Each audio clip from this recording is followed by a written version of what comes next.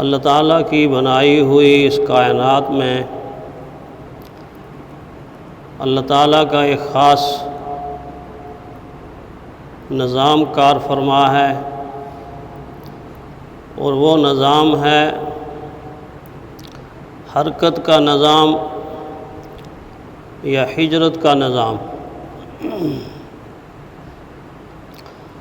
خاص کر نسل انسانی کی نسل پوری اس نظام سے گزر رہی ہے اور گزرتی رہے گی۔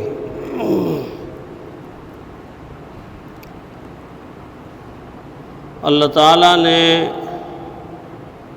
پہلے ہی انسان،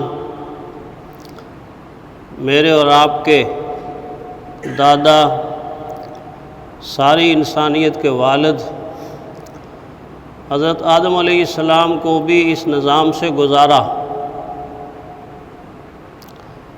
چنانچہ آپ جانتے ہیں کہ تخلیق آدم جنت میں ہو رہی ہے، لیکن آدم علیہ السلام اس کے بعد اس دھرتی پر تشریف لائے۔ گویا نسل انسانی کی پہلی ہجرت آسمانوں سے زمین کی طرف ہوئی۔ نہ صرف یہ کہ آدم علیہ السلام کی ذات نے آسمانی کائنات سے اس دھرتی پر نزول فرمایا اور ہجرت فرمائی اللہ تعالیٰ کے حکم سے، بلکہ انسان کے وجود کے اعتبار سے بھی انسان یا تو مسلسل سفر میں ہے اور یا مسلسل ہجرت کے مراحل سے گزر رہا ہے۔ کہیں میں اور آپ عالم ارواح میں تھے، مجھے اور آپ کو پتہ نہیں، لیکن بہرحال ہم عالم ارواح میں موجود تھے۔ اس کے بعد آنے والے انسان وہ بھی عالم ارواح میں موجود ہیں، لیکن اس عالم کو ہم نے چھوڑا تو ہم اپنے والد گرامی کی پشت میں منتقل ہو گئے۔ اس سطح کو ہم نے چھوڑا تو ہم اپنی والدہ محترمہ کے رحم میں منتقل ہو گئے۔ گویا عالم ارواح سے ہجرت کر کے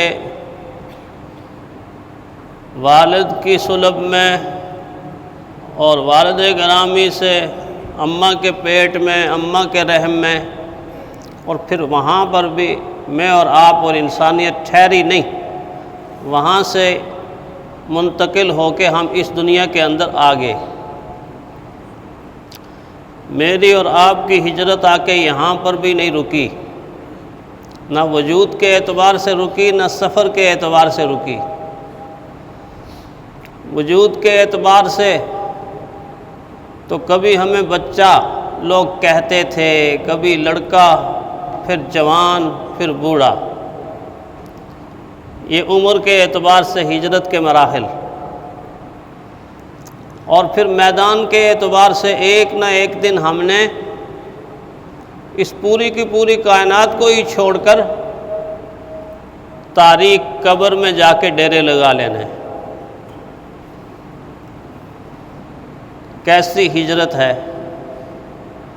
اب وہاں جا کر بھی ہم نے ہمیشہ نہیں رہنا، ہجرت کا نظام اسی طرح چل رہا ہے۔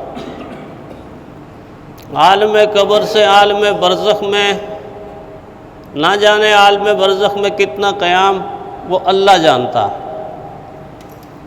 پھر عالم برزخ سے محشر کے میدان میں، اور محشر کے میدان سے اگلا فیصلہ ہو جائے گا۔ انسانیت دو حصوں میں تقسیم ہو جائے گی، کچھ خوش نصیب اور خوش قسمت اپنی اصل منزل اور خوبصورت منزل جنت میں قیام کر لیں گے، اور کچھ لوگ اپنے گناہوں کی وجہ سے، کفر اور معصیت کی وجہ سے، اللہ کی نافرمانی کی وجہ سے دوزخ کا ایندھن بن جائے گے۔ اللہ تعالیٰ ہر انسان کو دوزخ کی آگ سے بچا لے۔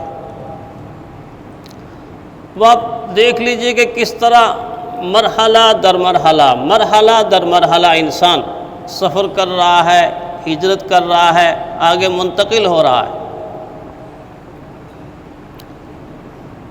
یہ ہجرت کئی پہلوؤں کے ساتھ، دین کے ساتھ جڑی ہوئی ہے۔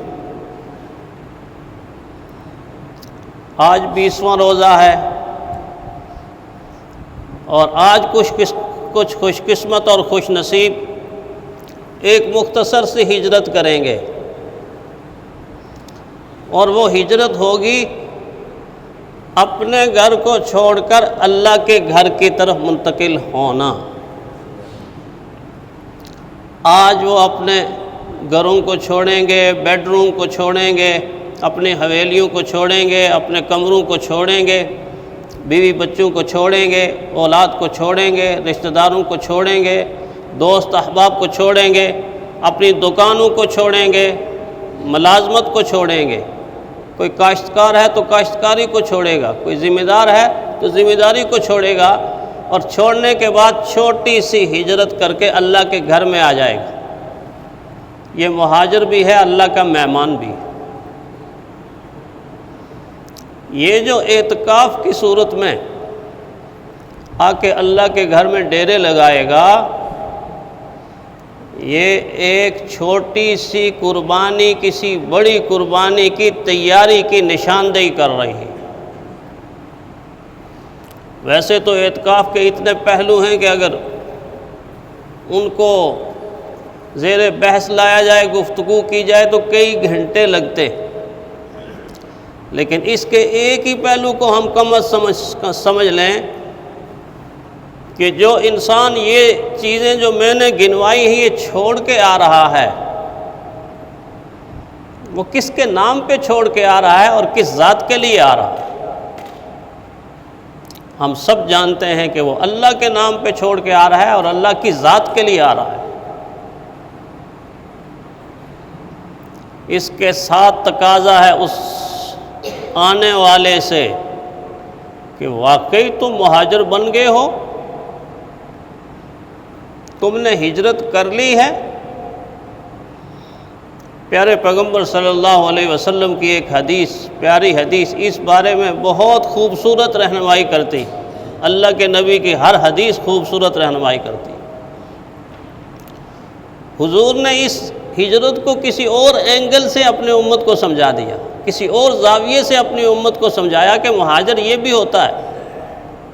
عام طور پر تو مہاجر کا لفظ جب بولتے ہیں تو یہی کچھ ذہن میں آتا ہے جو میں نے ابھی بیان کیا ہے، یہ چھوڑ چھاڑ کے آنے والا۔